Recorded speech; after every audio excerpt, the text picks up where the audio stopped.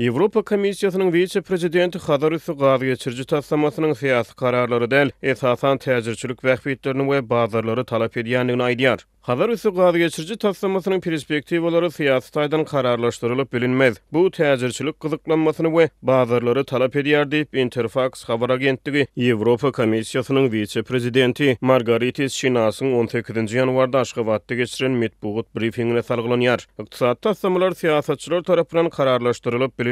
Olar strategik bähbitler bolup durýar. Ýöne olar babatda täzirçilik gyzyklanmasy bolmaly we bazarlar bolmaly diýip Şinas Hadar Üssü geçirji taslamasynyň perspektiwalary we mümkinçilikleri boýunça özüne berilen soraga beren jogabyny aýtdy. Ol özüniň Türkmenistana belli ykdysat tassamalary aralyp maslahatlaşma üçin näli Ýewropa Birleşigi bilen Türkmenistanyň arasyna hyzmatdaşygy giňeltmegiň biniatlaryny hödürlemek üçin gelendigini aýtdy. Ýewropa Komissiýasynyň vice-prezidenti Margaritas Şinas Merkez Aziýa paýtagtlaryna amala aşyrýan saparynyň çäklerini 17-nji ýanwarda Aşgabatda bolup Türkmenistanyň prezidenti Serdar Berdimuhammedow bilen duşuşdy. Vice-prezident Türkmenistan bilen hyzmatdaşlykda Ýewropa Birleşiginiň täzeçil çemberleşmeleriniň birlikdäki işleriň netijeleriniň mundan beýlekde artdyrmak üçin berk biniat bolup hyzmat edýändigini bellidi diýip Türkmenistanyň döwlet habarlar agentligi Ýewropa resmiýetiniň Türkmen prezidenti bilen geçiren duşugyna salgylanyar. Döwlet metbuatyna görä taraplar söhbetdeşigiň dowamyna esasy ugrulary we bar bolan mümkinçilikleri hasaba almak bilen özara hyzmatdaşygyň geljegi barada pikir alışdylar. Türkmenistan köp ýyllardan bäri özüniň tebigat serişdelerini Ýewropa ýurtlaryna iýermäge, eksport ugrularyny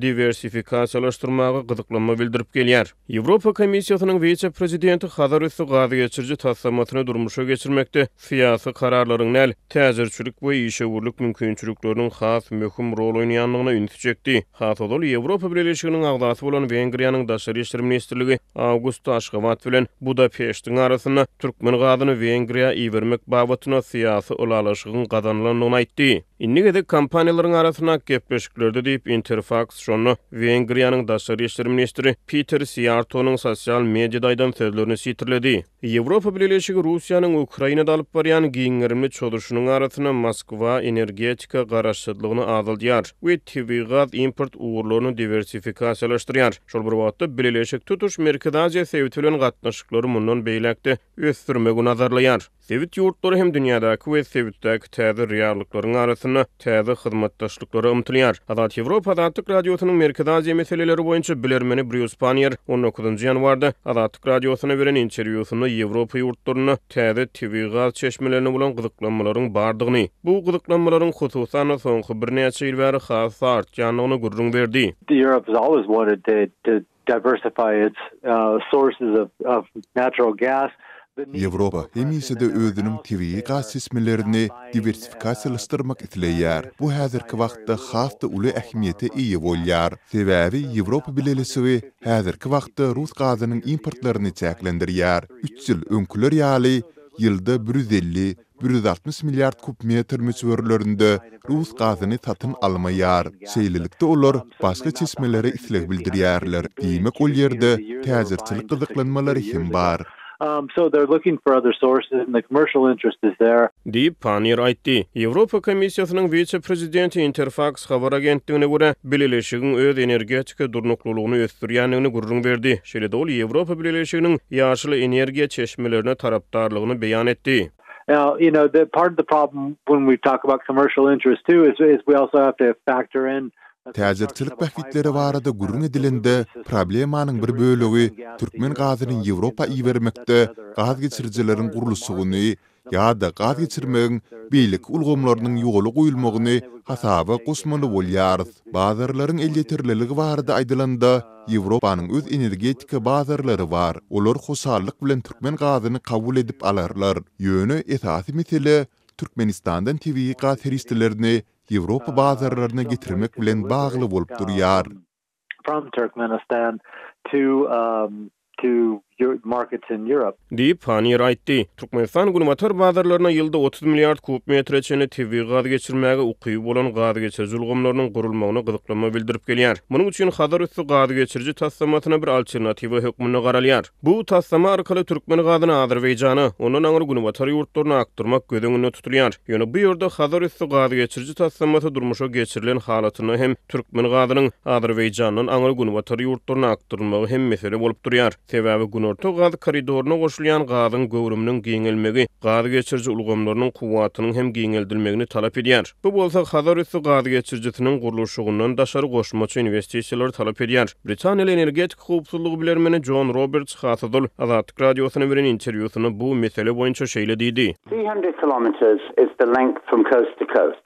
That you could technically lay it. Geçirjinin halaryň bir kenaryndan beýlek kenaryna çenli uzunlygy 300 kilometr. Muny teknik taýdan çekip bolýar. Gaty kıyınlar. Ýöne 30 milliard kub metr gazy Azerbaýjanyň Ýewropa birleşigine çenli nädip taşajak? Haýsy ulgam bilen taşajak? 30 milliard kub metrlik goşmaça gazy taşajak ulgam ýok. 5 BCM on the route as far as Turkey. Deyip Roberts aýtdy. Bu tassamalaryň durmuşa geçirmegi Ýewropa resmiýetiniň sözlerine görä täzirçilik bähbitlerini, gyzyklanmalaryny talap edýär. Şeýle iri tassamalar babatyna syýasy kararlar täzirçilik bähbitleriniň öňüne geçip bilmeýär. Amerikada Aziýa meseleleri boýunça bilermen Bruce Panir täzirçilik gyzyklanmalarynyň syýasy bähbitlerden has ähmiýetliligini aýdyp şeýle diýdi. Commercial interest trump political interest. You can do business with your enemy even if you're at war with them. Sometimes, but you can and we see that. Täzirçilik bähbitler tiýasy bähbitlerden üstün çykyp bilýär. Duşmanyň bilenem biznes edip bilersiň. Hatda onuň bilen urus halynda bolsaň da. Meselem, häzirki wagtda Ýewropa birleşigi sanksiýalara garamazdan Russiýa bilen biznes edip bilýär. Bilişimiz ýaly Ýewropa birleşigi Russiýanyň Ukrainada alyp barýan giňgerimli çoluşy sebäpli oňa garşy sanksiýa girdi. Täzirçilik bähbitleri ilmi damada illeri tutulýar. For its full-scale war on Ukraine. So, commercial interests are always the priority there. Deyip Panir aýtdy. Ýöne Türkmenistan babatyna bu ýagdaý elmidama şeýle bolmany bilýär. That's normally true, right? But in the case of Turkmenistan, there's a lot more gray area here because bu şeýle bolmaly. Ýöne Türkmenistan marada aýdylanda bir topar çal tebitler, gümürtük ýagdaýlar bar. Sebäbi Türkmenistanda ähli kararlar depede kabul edilýär. Megerem türkmen isugurlary Ýewropaly isugurlar bilen ýalasy gazanyp gaz üçinçiligi wagtynda karar kabul edip bilerdi. Bu aňsat basa barardy. Ýöne Türkmenistanda hemme zady lider ýa-da liderler tasdiklaýar. Solaryň razyçylygy bolmazdan ýalasy gazanyp bolmaýar. You can't get a deal. Deyip Panir aýtdy. Bu ýagdaý Türkmenistan babatyna syýasy kararlaryň täzirçilik ýa-da bazar bähbitleriniň ileri tutulýanyny görkezýär. The way that people did, you can Türkmenistanda täzirçilik bähbitleri gynansak da siýasatdan üzüňe däl.